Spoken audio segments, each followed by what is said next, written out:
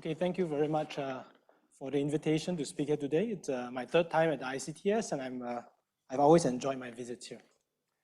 All right, so today I'm supposed to give, not today, but over the course of this week, I'm supposed to give 2 lectures. And I will basically be describing the work that I did with Richard Canary and Andrew Zimmer in 2 papers. Right, the first one is called Cast Hitchin Representations and the Anosov Representations of Geometrically Finite Function Groups, which will be the focus of what I'm going to be talking about today. And the second paper is about this entropy rigidity result of cast Hitchin representations. And hopefully that's what I'm going to be talking about in the next lecture. But in the planning of my talk, I think I'll actually be focusing much more on this first paper, okay, which maybe I think is more appropriate for this audience anyway. Okay, so let's start with function groups. Okay, so these are groups that we've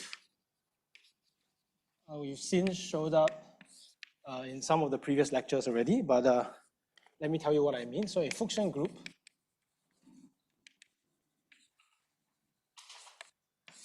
is a discrete and infinite subgroup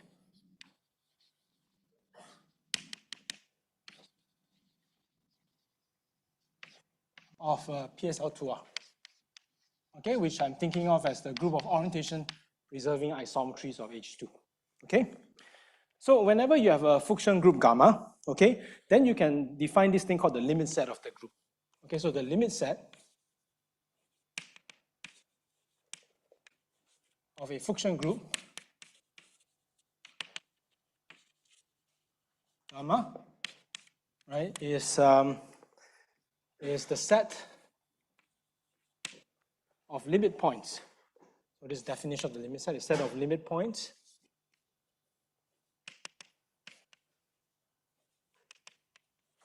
of the gamma orbit of some base point B0 in H2,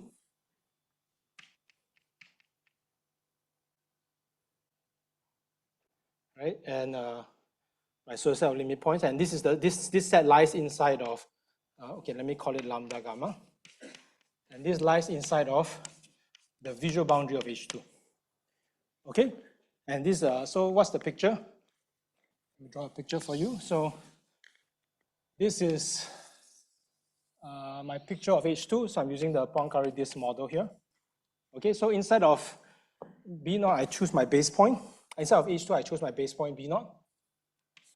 Okay, and then I take my function group and I hit my B0 with this group. Okay, so you get an infinite collection of points, okay, that is discrete inside of H2. Okay, a discrete infinite set inside of H2. And then what's the visual boundary of H2? So in this picture, the visual boundary of H2 is just the boundary circle. Okay, and since H2 union is visual boundary is compact, when you have this discrete infinite set inside of H2, it's going to have limit points on the boundary. Okay, so maybe I can draw this in blue. So some kind of limit points. Okay, and this is the limit set of gamma. Okay, so right, so one thing you can check is maybe some basic properties of our limit set. Okay, so fact.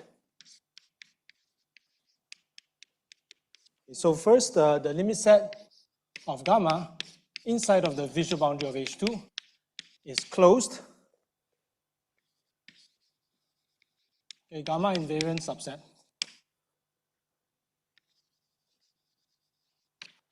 Okay, and does not depend on the base point.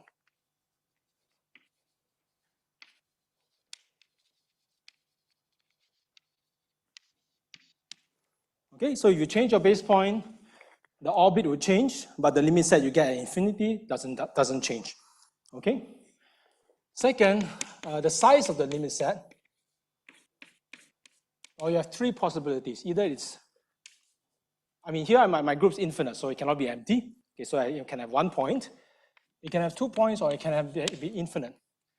Okay, and I will mainly focus on the case when this limit set is infinite. Okay, because really I'm interested in the gamma action on this limit set. Okay, so when the limit set is too small, the gamma action is not interesting. Huh? Yes, it will be, so, yeah, so it's 1, 2, or uncountable. Yes, okay. Okay, so in the latter case, I'm going to say gamma is non-elementary. So in the latter case,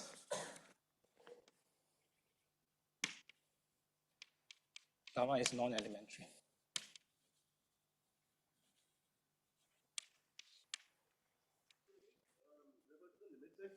And we are referring to the boundary of this, are we considering the limit according to Euclidean method? Yeah, the Euclid, so the limit, thinking of this as a disk inside of C. As a disk, so Euclidean disk. Yeah. Okay. Right. But okay, so on H2, on this Riemannian metric space, okay, the visual boundary has a natural topology, which gives you a topology on H2 union is boundary. So that's a compact metrizable space. Okay. It so happens that for this particular compact metrizable space, this topology is just a disk inside of H2, inside of C. Yeah. Okay. Any other questions? Okay, so there are a few, so here I just have any discrete infinite subgroup, right? But among these, there are certain ones that have better properties that are easier to study. Okay, so I'm going to discuss a few of them. So I say that a non-elementary, a function group is, so the first one is a uniform lattice.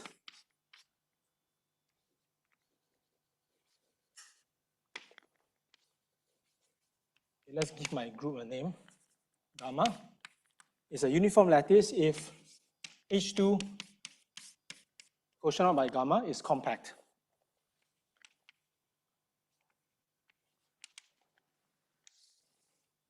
Okay, so in the case when gamma has no torsion, right, this is saying that when you look at H2 mod gamma, you're going to get a closed hyperbolic surface. Okay, in the case when your gamma has no torsion. Right, and then a more general class of function groups are the lattices. So a lattice, gamma is a lattice. If H2 mod gamma has finite area. Okay, so again, assuming that my gamma has no torsion, okay, this means that your H2 mod gamma is a surface, but possibly with some cusps. Okay, so it looks something like this. Okay, and if you take one of these cusps, right, there's a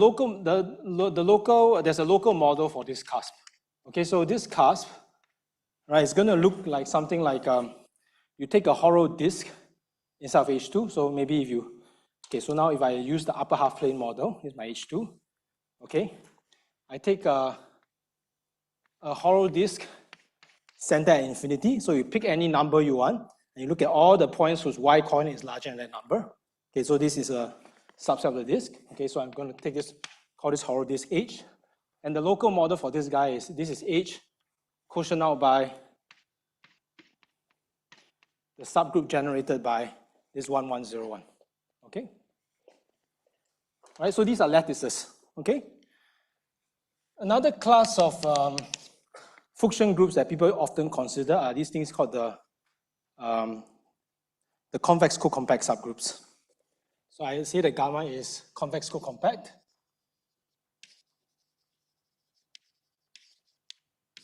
Okay, if there exists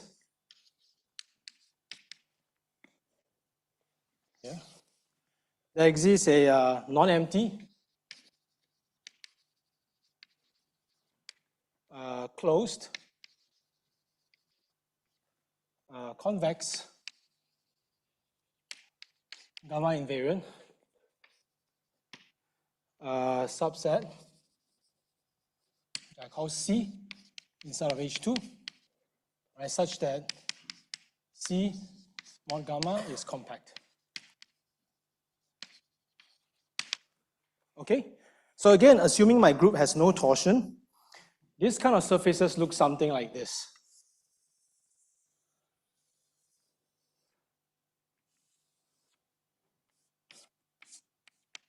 Okay?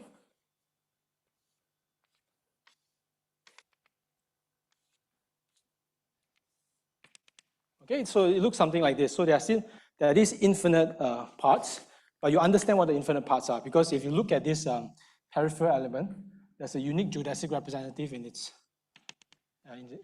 free homotopy class, right? So you have something like this. And if you cut out these flares along these geodesics, what you have left is what this is what C mod gamma is. Okay, so this region here is C mod gamma. Okay, the required, so this is usually called the convex core of the Fuchsian group. Sorry? Okay, and these flares here, there's also a local model for it. Okay, so each of these flares here, what you do is if you look at the upper half plane model again, okay, each of these flares is the left side.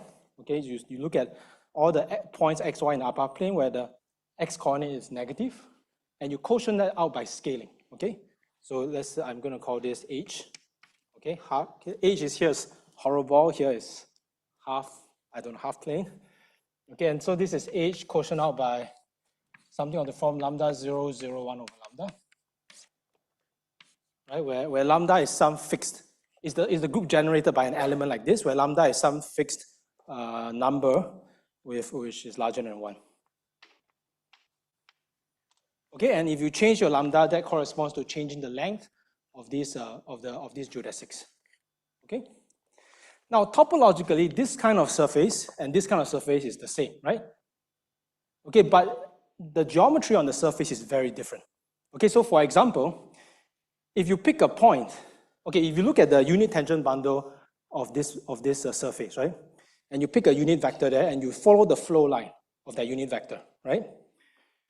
Okay, so it's running around the surface, but the moment that flow line leaves this red part, right, it leaves the convex core, it's never going to come back, right? That comes from the convexity here, right? So if you look at this picture, that's saying that you take a geodesic, when you enter this half space, you cannot come back out. If you come back out again, that's no longer a geodesic.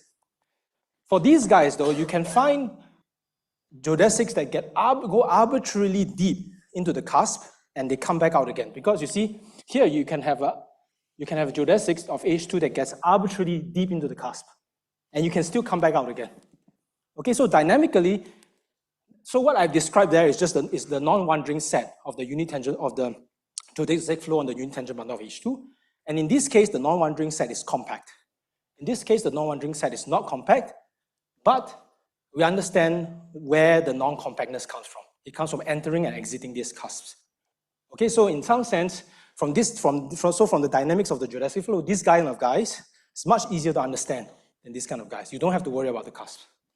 Okay, so these are the convex co-compact Fuchsian groups, and the last ones is kind of the most general one, which are what we call the geometrically finite Fuchsian groups. Okay, so this is geometrically finite if there exists a non-empty, okay, closed, convex, gamma invariant subset C inside of H2, right, such that C mod gamma has finite area. Okay, so again, assuming that your gamma is torsion free, this kind of surfaces look something like this.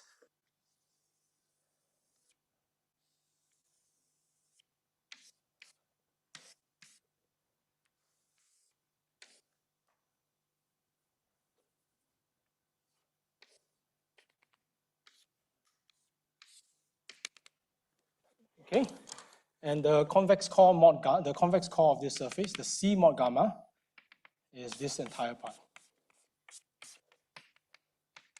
Okay, so now the convex core is no longer compact, but it has finite area. Okay, so you look at the non-wandering part of the geodesic flow, that's no longer compact, but you understand the lack of compactness. Okay, so you can study this kind of groups as well.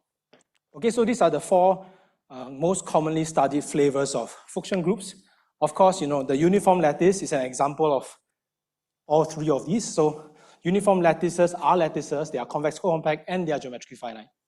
Okay? Lattices are not convex co-compact, but they are geometrically finite. And convex co-compact ones are not lattices, but they are geometrically finite. So the geometrically finite is the most general one of among these four classes. Okay. Any questions about that so far? Yeah. Sorry? The last one, is it always?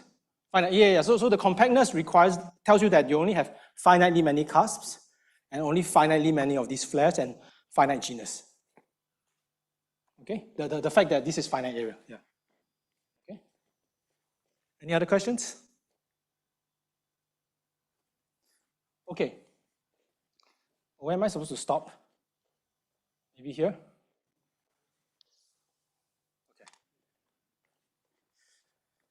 Okay.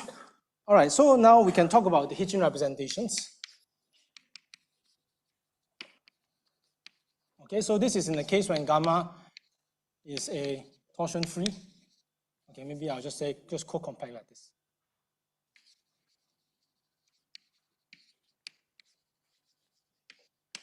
Okay, so gamma inside of PSL2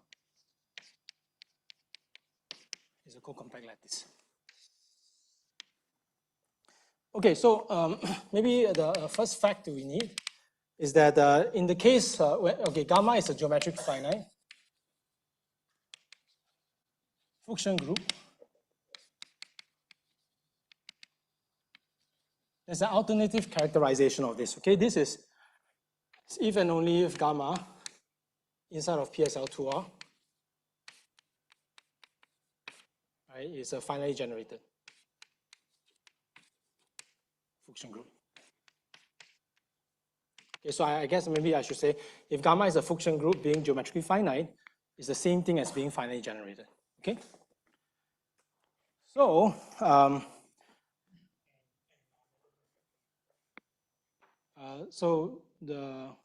okay, yes, that's right. So non-elementary is part of this definition, so I probably want to say non-elementary here as well. Okay, thank you. Okay, so now if we can, basically this allows us to define a topology on the space of homomorphisms from gamma to any topological group in the following way. Okay. Sorry, uniform lattice.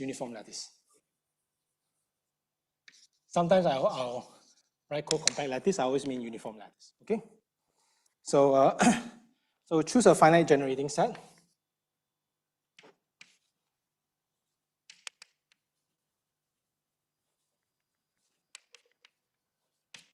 S for my group gamma. Okay, then for any topological group,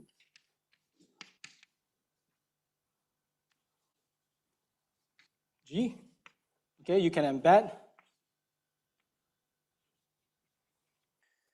the space of homomorphisms from gamma to G into G to the S.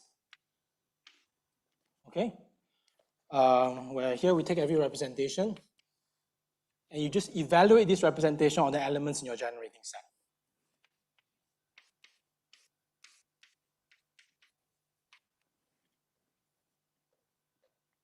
Okay, so okay, and so on the right hand side, this is a finite product of topological groups. So there's a natural topology here, right? And since you have an embedding here, this induces a topology on this home gamma G.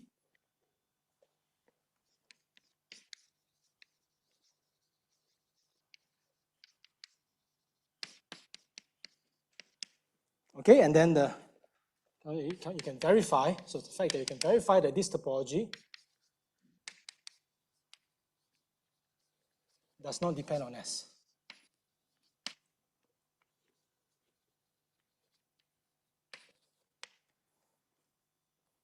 Okay. All right, so with this, we can state our first theorem. Oh, no, okay, not our first theorem, but the first theorem we're going to see in this, this lecture.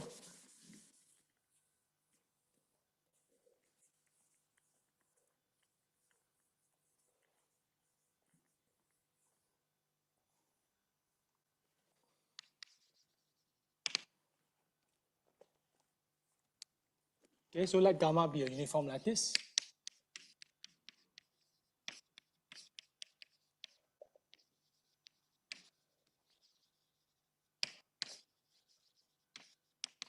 Okay, then the discrete faithful representations.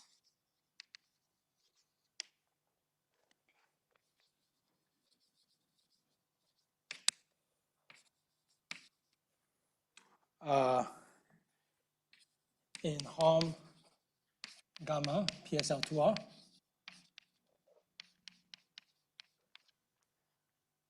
form a union of connected components.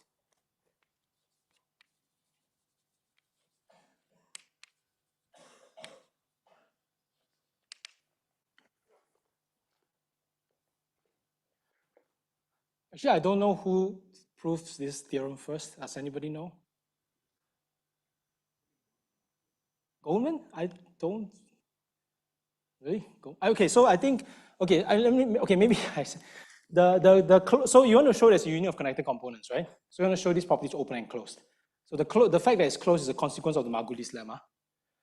The openness, I think there are a few different ways to see it, but one way you can see it is, these discrete faithful representations, they are all QI embeddings. In fact, they're all quasi-isometries. And then you can use the local to global principle, Gromov's local to global principle to get stability. Right, but I'm not sure, that's probably not the original proof. Huh? Chakrov? Chakro. How do you spell that?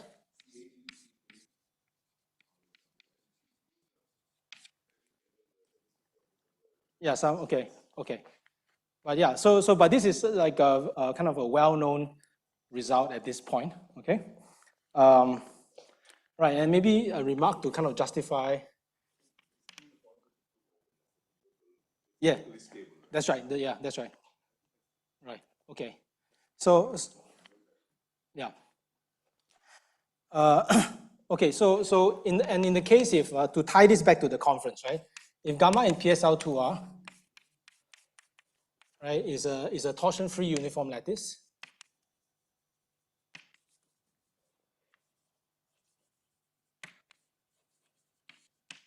Okay, then gamma is the fundamental group of some closed-oriented hyperbolic surface, right? And the Teichmüller space of S, by the holonomial representation of these hyperbolic structures, can be naturally identified with the set of discrete faithful representations from gamma to PSL2R. Again, you quotient out by conjugation in PGL2R, which is the group of isometries of H2. Okay, if you quotient out by PSL2R, you have two components. Okay, then so you quotient out by PGL2R, then you only have one. Okay. So yeah, so this is maybe why my talk is part of this conference. Okay, so this is Teichmüller space. Bigger? Okay, sorry, I'll try to do that. Just keep reminding me if I forget. Okay, so so in this situation, right, we have an entire connected component of this space of homomorphisms. They are made up of discrete and faithful representations. Now, if you change your PSL2R here into a rank 1 Lie group, like PSOD1 or PSUD1, right? Then in those cases, you don't see this kind of phenomena. You never see an entire connected component of the space of homomorphisms that are made up of discrete and faithful representations. However, if you allow your Lie group to be of higher rank, you see this phenomena again. Okay, and the first instance of a higher rank representation of a class of higher rank representations with this property, they fill up and they are discrete and faithful, and they fill up an entire connected component of the homomorphs of this representation variety are what the Hitchin representations are. Okay, so I'm going to define them for you now. Okay, so to define the Hitchin representations, I'm going to first construct a representation of PSL2R into PSLDR. Okay, so the first thing to note is that if you look at the symmetric tensor, can we write bigger? The D-1 symmetric tensor on R2, right? This guy is naturally isomorphic as a vector space. This is a D-dimensional real vector space. Okay, and I can choose an isomorphism between this and RD. Okay, by sending, here there's a standard basis, right? So you have E1 to the I, E2 to the D minus I. Okay, oh, sorry, D minus 1 minus I, yeah. D minus 1 minus I. So as I runs from 1 to D minus 1, this gives me a basis of this vector space. Okay, I can just identify this with EI. Okay, where E1 and E2 are the standard basis for R2 and EI is the standard basis of RT. Okay, the E1 to ED is standard basis of RT. Okay, so you have this linear identification. Okay, and so this gives you a representation of GL2R. Right, you have GL2R inside of GLDR. Okay, because GL2R X, there's a linear action on R2, which gives you a linear action on this space, right? So maybe let me say that.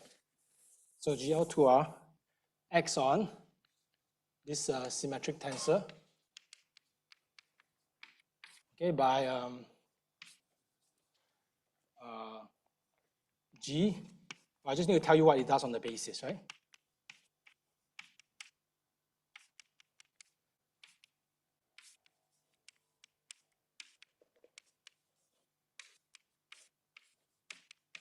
Okay, so this is where it sends all the basis. Okay, and you can see that this gives you a linear action, right? And so via this identification, right, this gives you a embedding of GL2R into GLDR. Okay, and then you can projectivize and take the identity component. Okay, so S. Sorry. Yeah. So what I'm saying is that if gamma in PSL2R is a torsion-free uniform lattice, then it is the fundamental group of some surface of some hyperbolic. In what this surface is just H2 mod gamma. That's what S is. Okay. Okay. And so now if I projectivize and I take the identity component, this gives me embedding of PSL2R into PSLDR.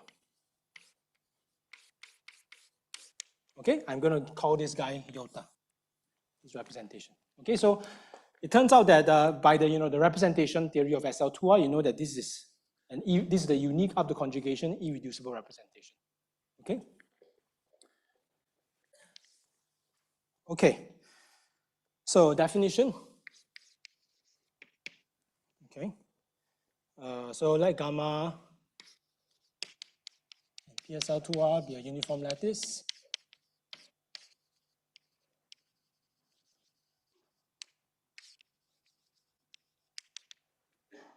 Okay.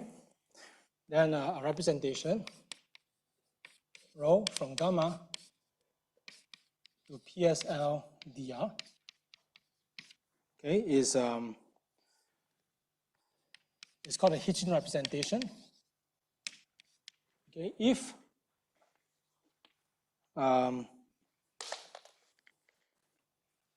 the connected component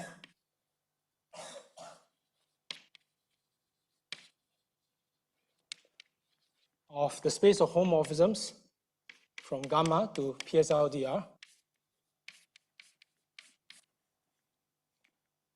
containing rho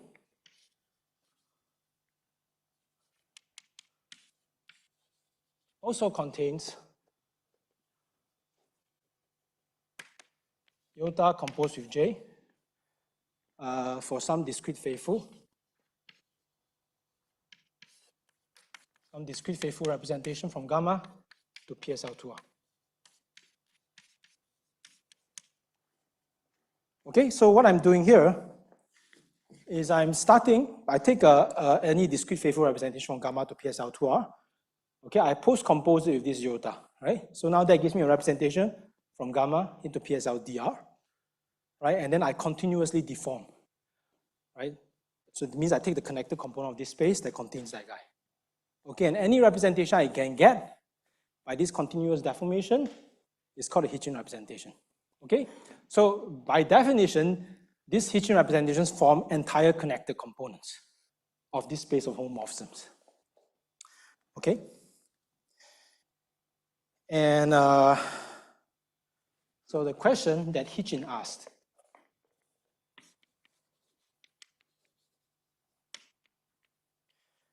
are these discrete faithful. He didn't call it Hitchin wraps back then.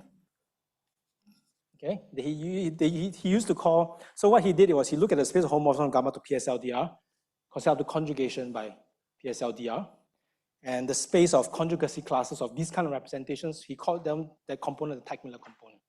Okay, because in the PSL2R case, this is also called the Teichmüller component. Okay, but after that, we renamed this. Okay, so these are called Hitchin, that's called the Hitchin component now, and this is called Hitchin representations. So our Hitchin representations, discrete and faithful.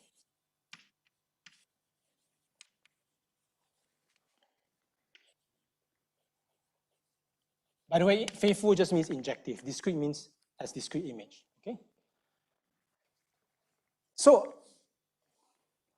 if you come from the a Kleinian group background, right, this almost seems like an unreasonable question, right? Because in the case when you have PSL2C, you can put PSL2R into PSL2C, you can take the Fuchsian representations, and then you can deform. And in that case, if you continuously deform, you will lose you can deform so that you lose the discreteness and faithfulness. Okay, so why is it that for this particular group, why should you keep the discrete and faithfulness by continuous deformation? Okay, there's a reason for that, but I'm not going to go through it. Okay, I mean there's a reason why Hitchin thought that might be true. Okay, and so you want the keywords, that's the non-abelian Hodge correspondence. Okay, so there's a reason why he asked this question, right? And this question was open for a while until two groups of people answer this question, of course with the same answer at about the same time. Okay, so the first is François Labouri. So Labouri gave a positive answer to this question, yes. Okay, the Hitchin representations are all discrete and faithful. Right, in fact, he showed something more. He showed that every Hitchin representation is Borel and Anosov. Okay, so what is this Borel and Anosov? Well, one of the goals of my mini course is to explain to you what this means. Okay, but for now, you should think of this as something stronger than being discrete and faithful. For example, if you take a rank 1D groups, right? Being Borel and Anosov is the same thing as being convex co-compact, which is stronger than being discrete faithful. Okay, so that's what Labouri did. And then second group of people, which is Fock and Gontroff, they also said yes. Okay, in fact, they give a very nice characterization of the representations in here. They show that these are all positive representations. Okay, the Hitchin representations are positive.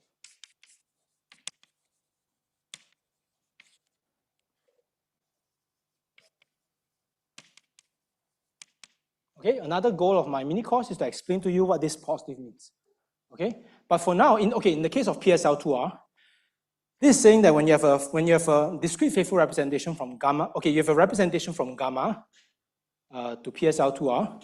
If this representation induces an order preserving map from the limit set of gamma to the visual boundary of H2, so those are both subsets of circles as a cyclic order.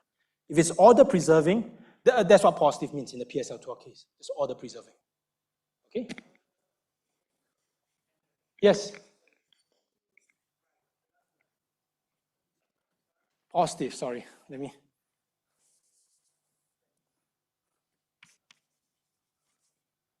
Okay, P. Positive, okay. Okay, so I guess maybe the ostensible objective of my mini course, okay, aside from explaining to you what Anosov and positive means, is to develop a theory, a parallel theory to this, in the case when gamma is allowed to be any geometrically finite subgroup, not just a co-compact lattice. Okay? But maybe the underlying, okay, but maybe secretly, right? I'm also trying to convince you that, so remember so let me go back to this fact here, okay? The fact that your Fuchsian representation, your Hitchin representations, they fill up an entire connected component of the space of this representation variety. Okay, so why do you care that it fills up an entire connected component? It turns out that whenever, in the examples that we saw, right, when this first came out, of these representations that fill up an entire connector on the component of the representation variety, they have very, very good geometric properties. Okay, and so in the last 10 years, a mainstream of high Teichmüller theory is to understand why is that. Why is it that when your representation fills up an entire connector, you have a class of discrete and faithful representations that fill up an entire connector of your character variety, of your representation variety? Why does it mean that your representation has good geometric properties? Okay, and so part of my objective is also to convince you that the reason for that is this positivity. This positivity is the reason why your representations fill up the entire connected component of the representation variety, but at the same time, it's also responsible for all the nice geometric properties that these representations are known to have. Yeah.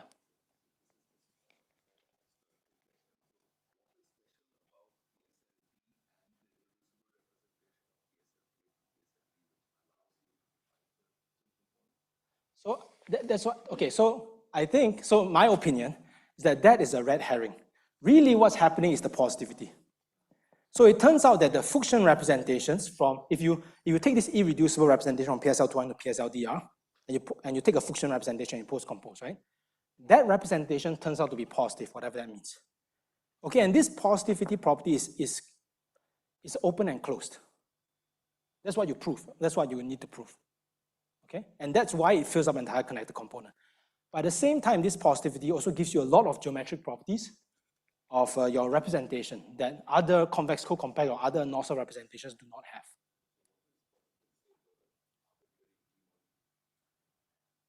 So you cannot define an arbitrary G mod P. So okay, so for control, what they do is in the case when G is a real split Lie group, okay, then they have a notion for what it is when in G mod the Borel. And then later on, this notion was generalized by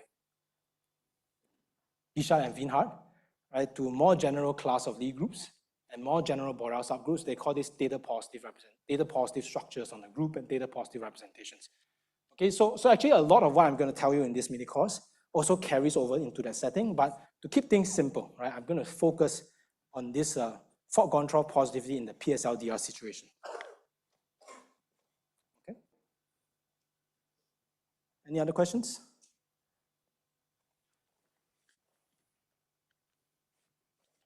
Okay, so now let's go higher rank, right? Let's actually go into PSLDR. And so to do that, I need, so the first thing I want to do is I want to explain some properties about the geometry of the Lie group PSLDR. Okay, which might be well known to a lot of you, but if you know it, I apologize. Okay, just, take a break for 15 minutes, right, while I explain this to the rest.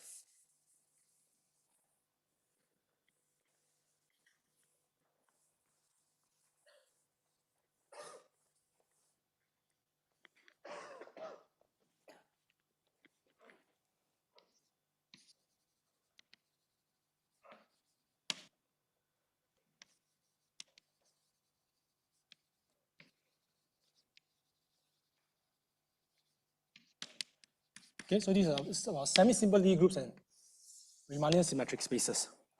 Okay, so for this part, everything I'm going to say will hold for any connected semi-simple Lie group with finite center and no compact factors. But to keep things simple, okay, so that basically I want to use linear algebra instead of Lie theory. Okay, I'm going to focus on the case when G is PSLDR. Okay, so I'm going to let G be PSLDR, and then M is going to be the associated Riemannian symmetric space.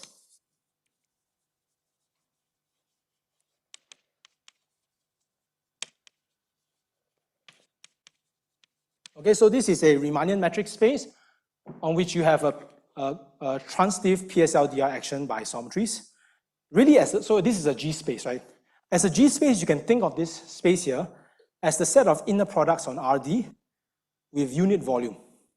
Okay, and the action is the usual action on inner products, okay, of PSLDR here. Okay, but the point, of course, is that this set of inner products, there's a natural Riemannian metric you can put on it, right, that makes the PSLDR action by isometries. Okay? Then I'm going to let K be SOD, right? So this is the maybe PSOD. Okay, this is the subgroup of PSLDR right, this invariant, the standard inner product on RD. Okay, so you can think of this as the stabilizer of a point inside of this symmetric space, right? Okay, and then so this is usually called a maximal compact subgroup. Okay, and then I'm going to let A be the set of traceless D by D diagonal real value matrices.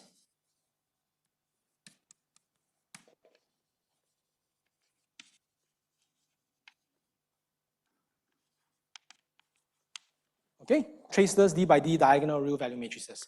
So this is a D minus 1 dimensional real vector space. Okay, this is usually called the Cartan subspace.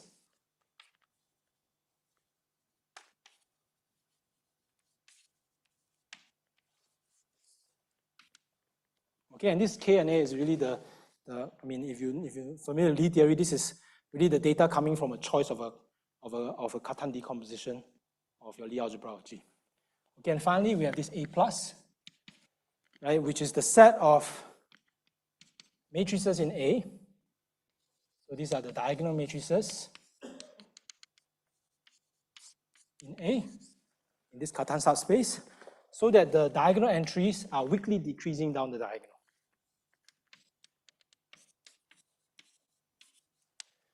Okay, and this is usually called a choice of a Wald chamber. So this is called the positive Wald chamber. So plus VE is positive Wald chamber.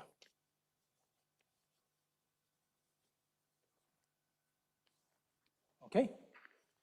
All right, so these are just some, I just gave you some definitions. So now let me try to put them all together to tell you how they're related to each other.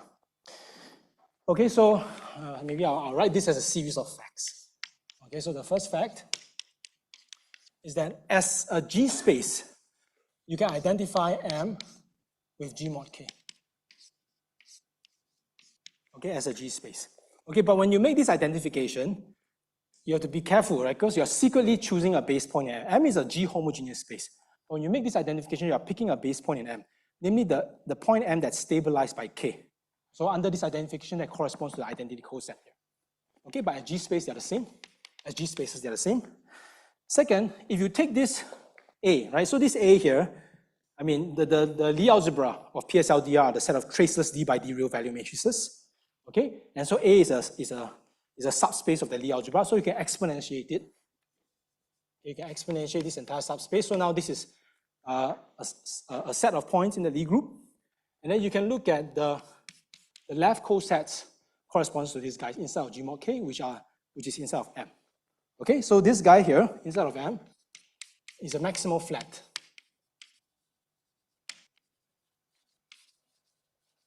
Through the base point, so through K. Okay, so maybe a picture is this. Okay, so maybe this is my A. Okay, and then when you apply the exponential map, right, and then you dot it with K. Okay, so now this goes inside of into the symmetric space M. Okay, so this is just a cartoon, right? My symmetric space is typically much higher dimensional, so I cannot draw it. Okay, inside of this, so I'm thinking of this as some kind of ball. Okay, inside of this ball, you have the base point K, right? And this A, when you exponentiate and you dot it with K, what you get is some maximal flat passing through K. So a flat here is a totally geodesic copy of Euclidean space inside of this Riemannian manifold. Okay, and maximal means it's the biggest dimension such thing. So in this case, you got your A is D minus 1 dimensional. So M here, the dimension of the maximal flat in M is D minus 1 dimensional.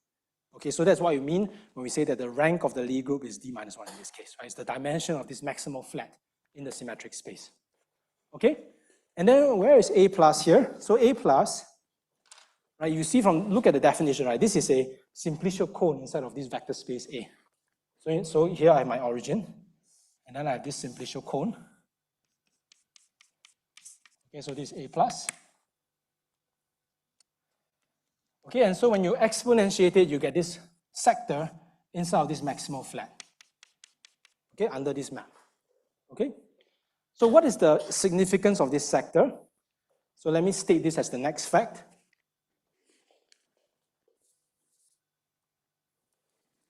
So the fact is that if you pick any pair of points P, Q, and M, okay, there exists a unique vector, which I'll give a very complicated notation for. I'm going to denote it by D sub A plus PQ. So this is a vector in A plus. Okay, there is a unique vector in here. And there exists some G in PSLDR.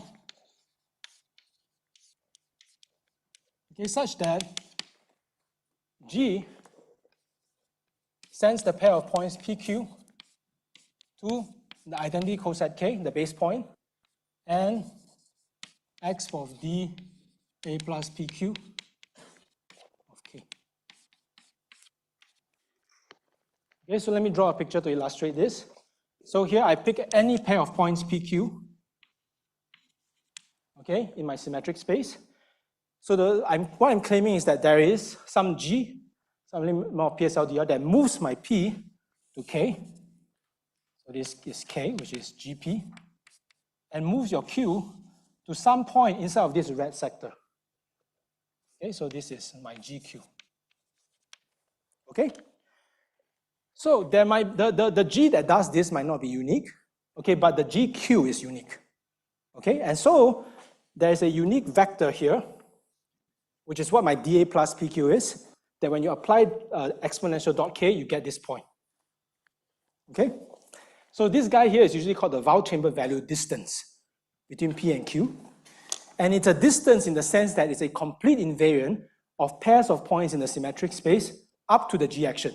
Okay, meaning that if I have a pair of points PQ and another pair of points P prime Q prime in the symmetric space, then there is some G in PSLDR that takes PQ to P prime Q prime, if and only if the Wald chamber value distance between P and Q and P prime Q prime are the same.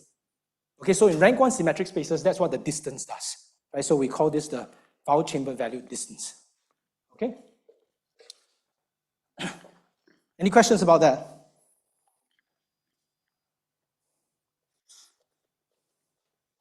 Okay, so with the Wald chamber value distance, now I can talk about Wald chamber value translation distance of group elements.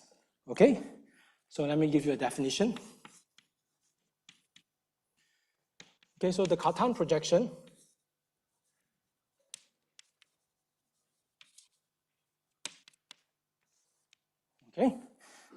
is the map kappa from G to A plus, so it eats an element in G and gives you back a vector in A plus. Okay, given by the following. Okay, it takes every element in G and it sends it to the logarithm of sigma 1G to sigma dg. Okay, where these sigma iGs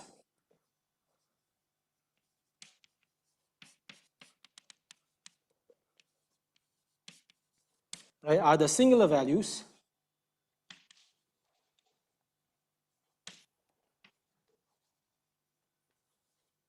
of G. Okay, listed in decreasing order. Okay, so what do I mean by singular value? This element PSLDR. So I mean is just take a linear representative in SLDR, okay, and look at the singular values. The singular values here are measured with respect to the standard inner product on RD, the one that's stabilized by K. Okay, so that's what the Cartan projection is. Any questions? So this is linear algebra, right? Singular values. Okay, so that's the first definition I want to mention. The second one is called the Jordan projection. So the Jordan projection, this is also sometimes called the Lyapunov projection.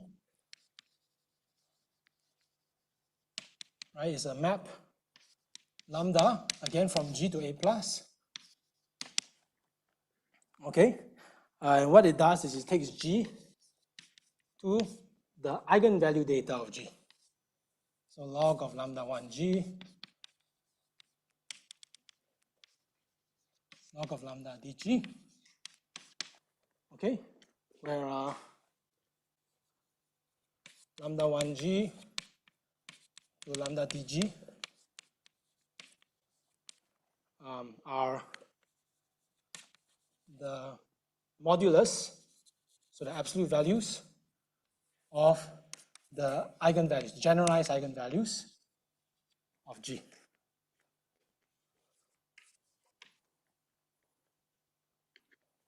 Okay, so basically it's called Jordan projection because it comes from the Jordan decomposition theorem.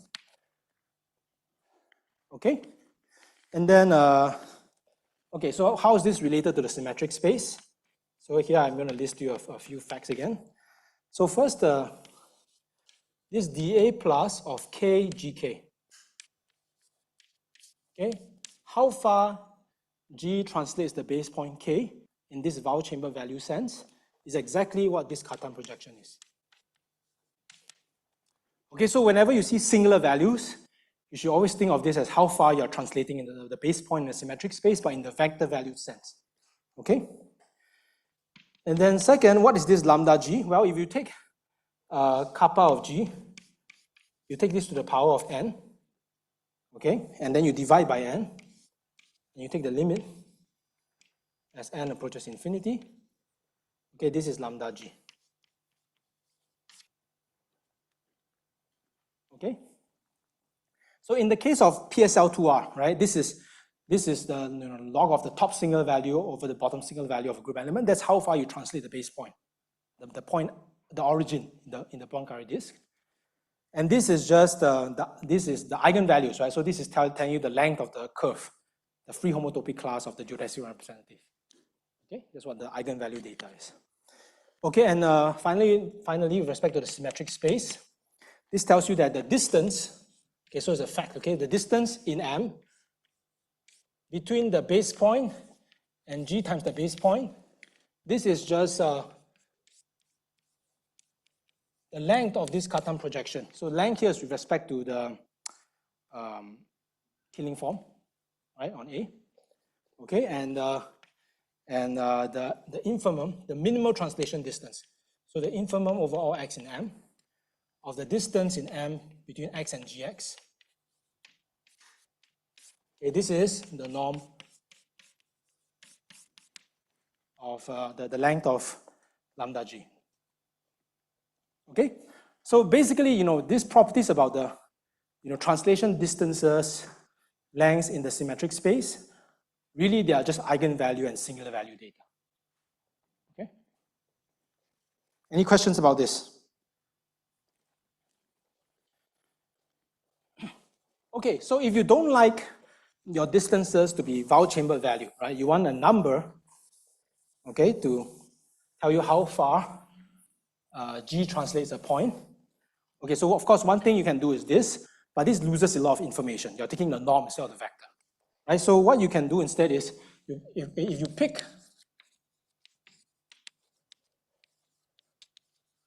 some linear map from A to R, okay, and then you can think of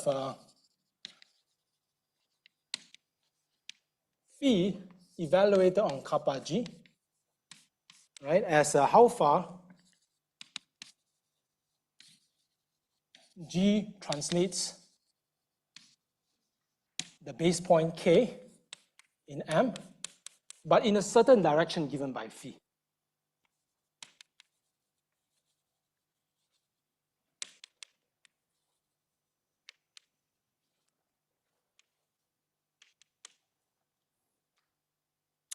Okay, so that's when you see this phi kappa G, maybe that's what you should think of. How far this group element translates the base point, but I'm only looking at it from some direction given by this linear functional. Okay, and then a common choice of these phis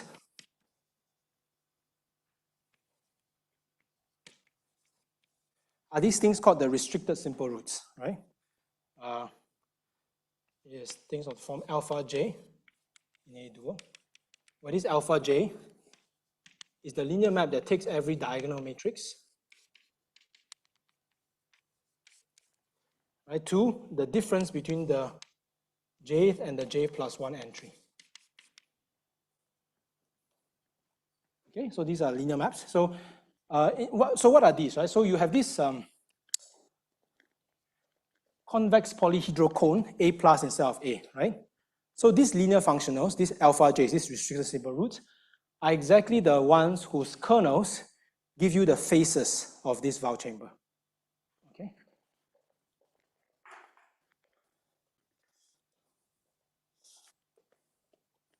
Okay, so so one last maybe Lie theory fact. Not Lie, I mean one last fact about in this direction, right? Linear algebra fact. Before we talk about representations again. Okay, so here it is. So fact. Actually, two more facts. Okay, fact. If G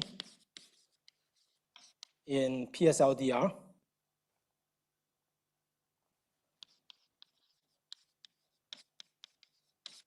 satisfies alpha k of G of kappa of G larger than 0. Okay, so what is this saying, right? So remember, kappa of G were the logarithm of the singular values of G. Alpha k is the difference between the k and k plus 1, 1. So this being positive is just saying that the group element G, the k singular value of the group element G is strictly larger than the k plus 1 singular value of the group element G. Okay? So if this happens, okay, then there exists a unique subspace, k-dimensional subspace. I'm going to denote it by SKG. Right, so this is a k-dimensional subspace of RD. It's such that the length of GV divided by the length of V is at least sigma kg for all V in SKG. It is not 0. Okay? So as long as you have this, what we call this k singular value gap, the k singular value is larger than the k plus 1 singular value, then you can always find this k-dimensional vector space so that every non-zero element in the k-dimensional vector space, when you apply G to it, it gets stretched by at least the k singular value. Okay, this basically comes from the definition of the singular values. Okay, and this norm here is with respect to the standard inner product. Okay? Okay, so if this happens, then you have this. So this tells you that you can define. Okay, so this will be important for us. I will define UKG, which is just, you take SKG and you apply G to it. Okay, so geometrically, what is this UKG, right? So you take the unit sphere in RD and you apply G to it. You get some kind of ellipse, okay? And this UKG is the span of the K largest axis of this ellipse. Okay, that's what this UKG is. Okay, so then the lemma.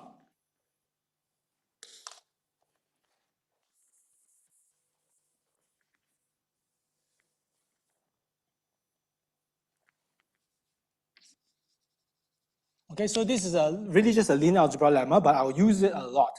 Okay, so I think it's worth stating at least once. So let K again be any number from 1 to D minus 1. Okay, I'm going to let F plus be a K plane in RD. Okay, F minus D minus K plane in RD. And GI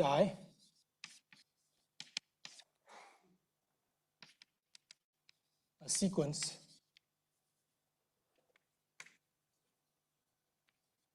in PSLDR in G. Okay. Then the following are equivalent. First, if the K singular values, the K singular value gaps of GI goes to infinity. Okay, then, so once this goes to infinity, it means that for large enough I, this is positive. And so you can define these UKs, right? Okay, then UK, GI goes to F plus, and U D minus K, GI inverse goes to F minus.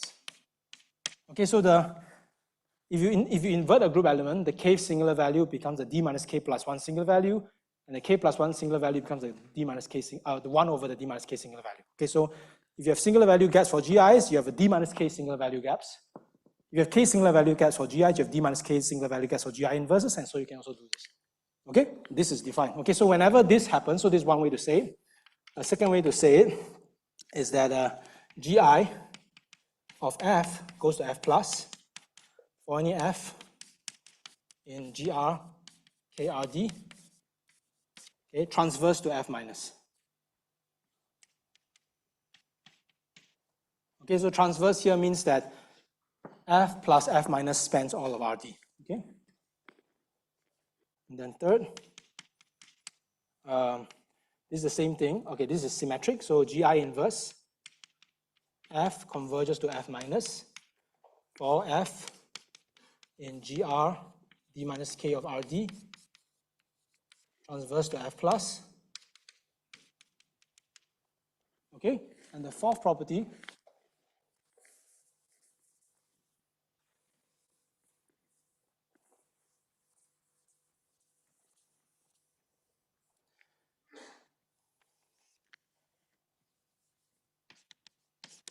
okay, is that there exists open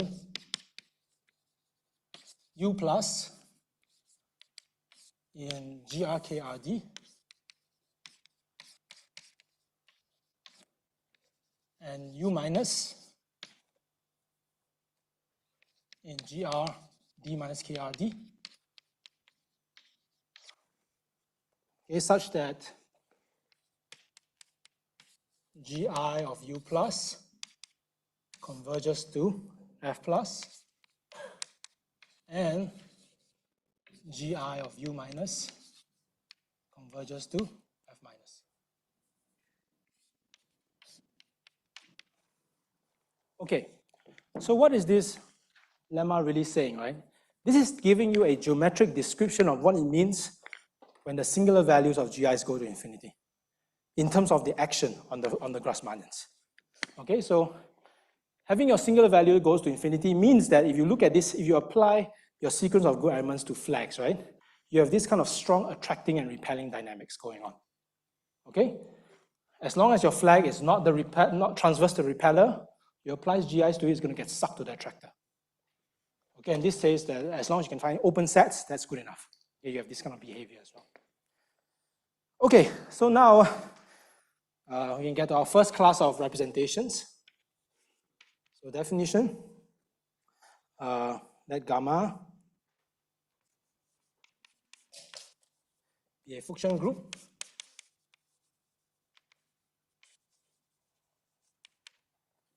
okay, and k from 1 to d minus 1.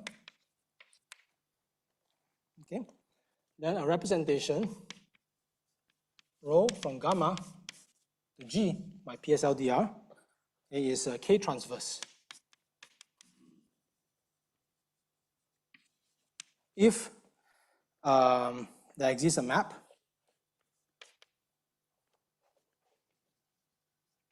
so this definition of k transverse, C from the limit set of gamma, okay, to this fk d minus krd. Okay, so this is the set of k d minus k partial flags, right? So an element in this space is a k-dimensional subspace and a d minus k-dimensional space that have the correct inclusion. So if k is less than d minus k, then the k-dimensional space have to lie in the d minus k-dimensional space and vice versa. Okay, so this is the space of flags.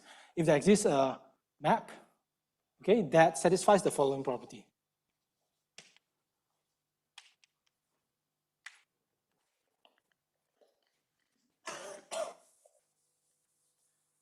The following list of properties. Okay, so first property is C is rho equivalent. Okay, so what this means is rho gamma of C of x is the same thing as C of gamma x. This is true for any little gamma in big gamma and for every x in the limit set of gamma. Okay, so that's the natural condition to have. Okay, and the second condition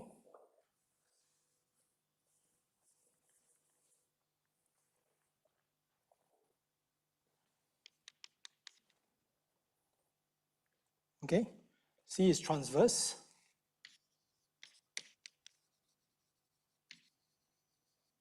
Okay, meaning that C of x is transverse to C of y for any distinct pair of points xy in the limit set of gamma. Okay, so transverse here means that the k-dimensional piece of this and the d minus k-dimensional piece of this has to span, and vice versa. Okay. And the last, this is the secret juice that makes everything go. We say that C is strongly dynamics preserving.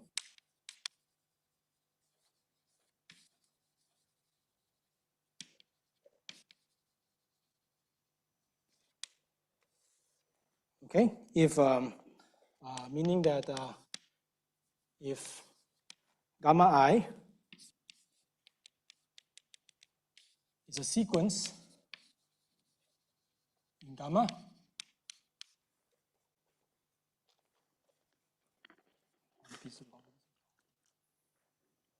okay, such that gamma I of my applied to my base point goes to some x, and gamma I inverse applied to my base point goes to some y, okay, for some xy in the limit set.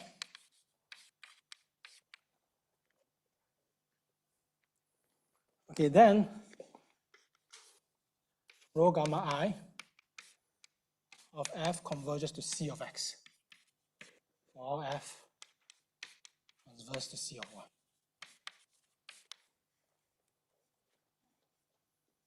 Okay, so let me draw a picture. Yes. Sorry? Here? Transverse means this. So I see the map is transverse. Oh, wait. Sorry. I say the map is transverse if this flag is transverse to this flag whenever the x and y are distinct. Okay, and what these two flags being transverse mean is that the k-dimensional piece of this guy and the d minus k-dimensional piece of this guy to span RD. Okay? Yes?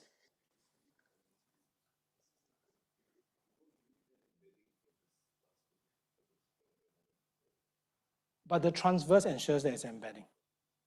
Yes. Okay, so let me draw a picture to illustrate what's going on here. Okay, so here, this is a cartoon of my limit set. Okay, okay, so my limit set, okay, maybe this is what H2 is. Okay, this is a picture of H2. Okay, and my limit set lives in the boundary, right? So at my base point, B0. Okay. And then I apply my gamma i's to it. Okay, and then this converges to some point x, okay, in the limit set of gamma. And then I apply the gamma I inverses to B0. Okay, and this converges to some point y in the limit set of gamma. Okay, if you have this setup, then your C, the map C now, it sends y to some flag, right? And it sends x to some flag. Okay, and then you have this small collection of flags that are not transverse to y. Okay, that's what this curve is, the flags that are not transverse to y. Okay, so this condition is saying that as long as I pick a flag that is not on this curve, not on this small collection of flags, then when I apply my rho gamma i's to it, it has to converge to C of x. Okay? So one thing this does, I mean, okay, so this does a lot of things, but maybe one way you can think of this is, okay, maybe for those of you who know, right, the gamma action on its limit set is a convergence group action. Okay, meaning you have this kind of strong north-south dynamics. Okay, if you require this not just for all f in cy, transverse to cy, but for all f in the limit set, right? For f in the image of C that's transverse to y. Okay, so for all f in the image of C that's not cy, right? That is saying that the way that the map C takes this limit set into the flag manifold, into the limit set here, right, preserves the convergence group dynamics. Okay, but this is saying more than that, because not only do you see the points along the limit set, you have to see the points on the entire flag manifold. Okay, so that's why we call this a strongly dynamics preserving. Okay, so what are the, okay, so I haven't given you any examples, right? So I'm saying now, suppose I hand you a representation for which you have, somehow you have this map C that satisfies these properties. Okay, so the next time I'm going to tell you is what does that buy you, okay? So this now you just apply the lemma. You apply the lemma to this, okay, and what does that tell you? That tells you a lot already.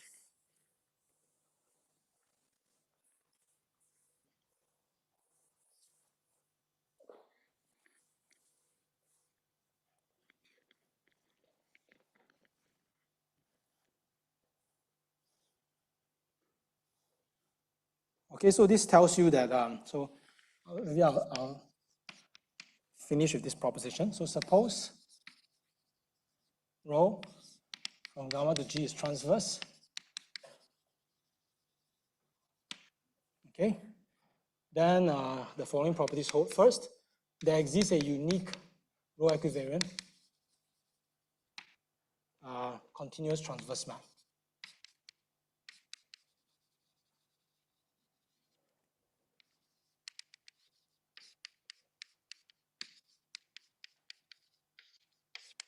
Okay, so this means that this map here, I mean here in the definition I only require the existence of a map C with these properties, right? But this map C is in fact unique to the representation. Okay, that's the consequence of the strongly dynamics preserving property. Okay, you can sort of imagine how that goes, right? Okay, also if gamma I is a diverging sequence,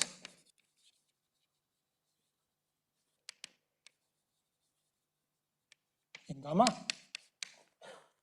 okay, meaning you can think of it as saying that gamma I translate the base point further and further to infinity.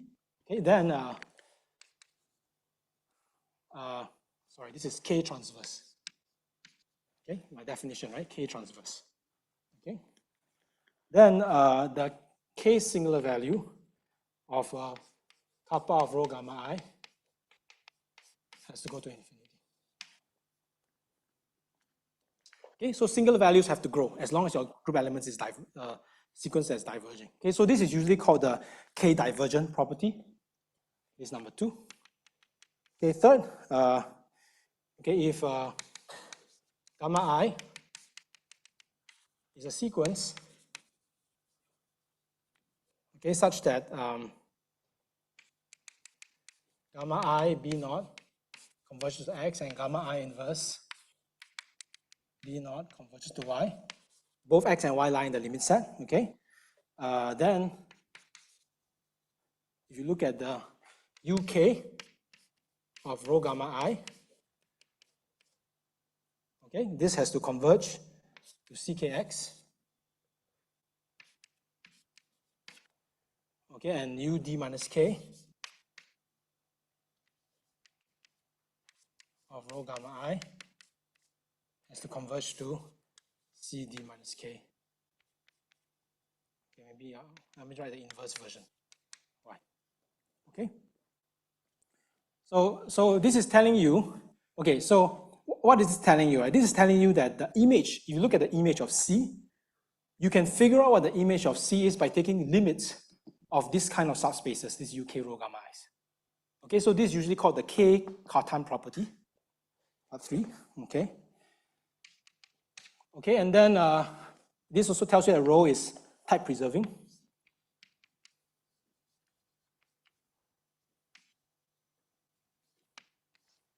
Okay, I don't want to write this down, but this tells you that if you take a hyperbolic element in gamma, when you apply rho to it, that guy has to have a kth and k plus 1 eigenvalue gap. Okay, so alpha k of lambda of rho gamma has to be positive. And if you take a unipotent element in gamma, the guy in here has to be weakly unipotent, meaning that if you take the Jordan decomposition of that group element of the image, the semi-simple part has to be elliptic, and then the unipotent part cannot be the identity. Okay, maybe I should write some of that down. Okay, and maybe let me do that. Okay, so let me write down the 5th thing. So rho gamma acting on the image of this limit set. This action is as a convergence group.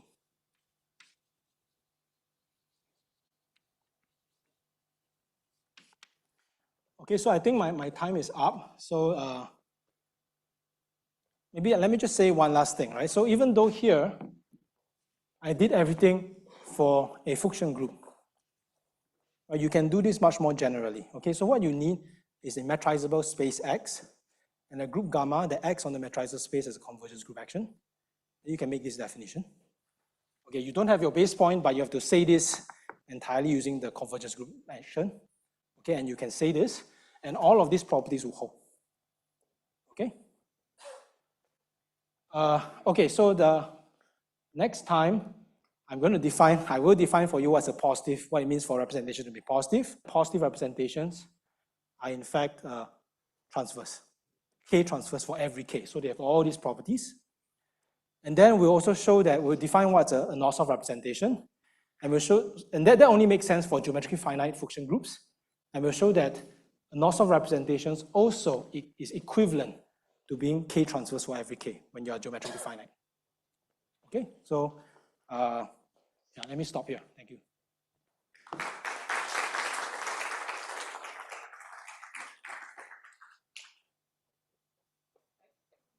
Yeah, it has to, I mean, the Hausdorff dimension of the limit set is at most 1 because it lies in this circle. Yeah.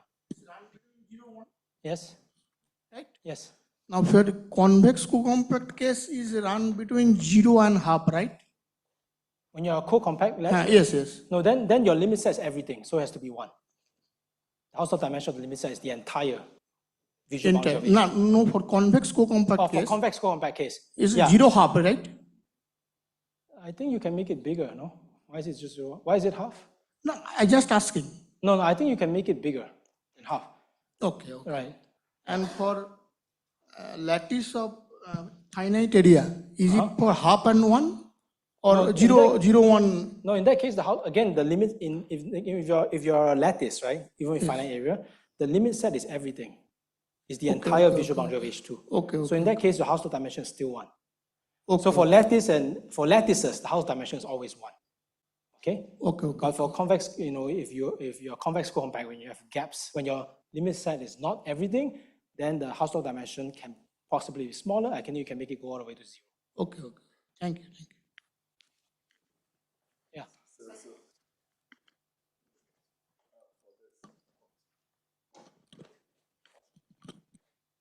Yeah, so there was this thing that you said that the strongly dynamic is actually a little stronger than a convergence group action. Yeah, it's stronger than making the image act as a convergence group action on the image. So can that be seen intrinsically on the flag variety, say G mod P, meaning you take your subsets, basically in the general convergence, I mean, which you alluded to towards the end. So you have an embedding of your compactum inside G mod P. So is there some kind of a transverse small direction? Yeah, so I think it's a germinally. Okay, let me try to. Okay, I don't know if I'm answering your question, so just let me know. Okay, so if your limit set is sufficiently generic, right? Then I think as long as you act as a convergence group action on the limit set, it forces this strongly dynamics preserving property. But if your limit set is like some positive some submanifold in there, right? It might be that it might act as a convergence group action, maybe on the submanifold, but maybe not on the entire flag manifold. Right? So I think maybe, for example, if you take your representation, you put it into PSL2R, right? And then you put it into some big Lie group, right? And then your action might just act as a convergence group action on this smaller, on the flag manifold that corresponds to this smaller Lie group. Yes. Let me ask a very simple test. So suppose you have take a Fuchsian co-compact group on H2 or PSL2R, and you look at the representation which corresponds to rho and the trivial representation on another factor. Right. Now you look at G mod P for PSL2R, cross PSL2R. Is that a potential example where it is a convergence group action on a circle? It's a completely reducible case. Yes. But in the transverse direction, it's not. So I think in that case it still is, because because when you do that, if you look at the singular values, right, your top and bottom singular value will come from the singular values of the Fuchsian representation, and everything else is 1, right? So that would still tell you have this kind of attracting and repelling dynamics on the entire flag manifold. Right? But if you have potentially, if you take two different representations, right, where you mess that up, then. So that's what. So I was thinking of say rho 1 comma rho 2. Yeah. And rho 2 is some terrible representation. Yeah. For example, dense. Right. I don't have an example off the top of my head, but I think it's possible for you to mess that up. Yeah.